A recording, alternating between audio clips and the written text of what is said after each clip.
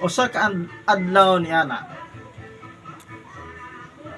Nay amateur sa usa ka barangay. Karon nanay mga contestant. Kanang mga tahay ba? Nanay mga tahay. Pagkahubana na nanay mo kanta. Nanay mo kanta sa amateur.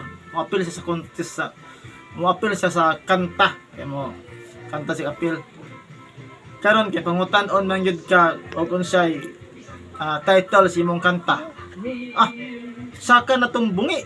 Saka tong bungi sa stage.